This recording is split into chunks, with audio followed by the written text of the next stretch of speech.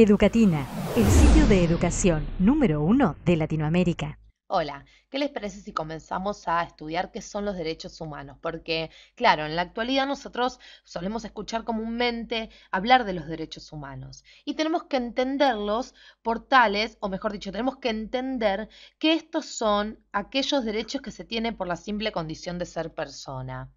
Los derechos humanos los poseemos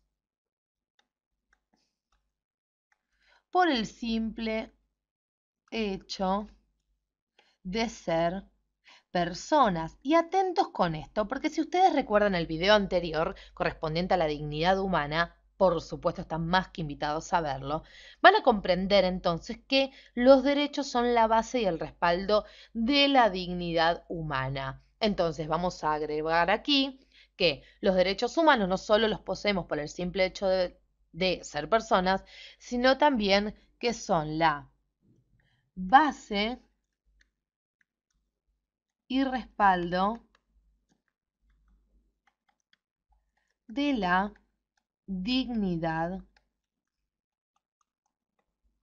humana.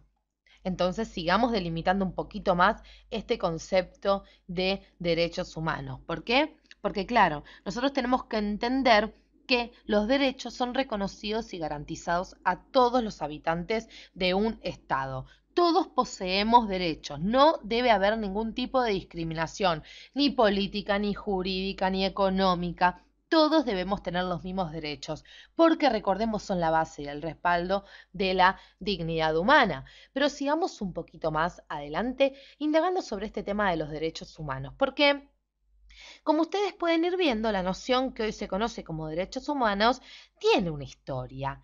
¿De dónde viene? Nos vamos al siglo XVII. Siglo XVII. ¿De dónde? O mejor dicho, ¿dónde nos vamos a posicionar? Nos vamos a posicionar en la filosofía del derecho natural. Filosofía del derecho, vamos a abreviar derecho, natural. ¿Y a quién, o mejor dicho, a quién o de quién vamos a hablar? Vamos a hablar de un señor que nos cae muy simpático, que es John Locke. Recuerden que en nuestros videos de la serie de filosofía dentro de Educatina, nosotros hablamos de John Locke. ¿Por qué citamos a Locke? ¿Por qué nos fuimos al siglo XVII? Porque es este filósofo inglés uno de los representantes más destacados de este movimiento de la filosofía del derecho natural. Y les cuento que él sostenía que todas las personas, sin distinción, es decir, todos los seres humanos, eran por naturaleza titulares.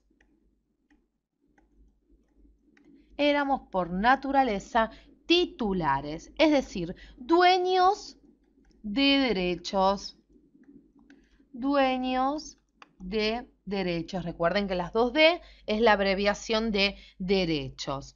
Entonces, estos derechos se desprendían para John Locke de nuestra propia condición humana. Vamos a sostener hasta ahí que se desprendían, vamos a poner aquí, o se desprenden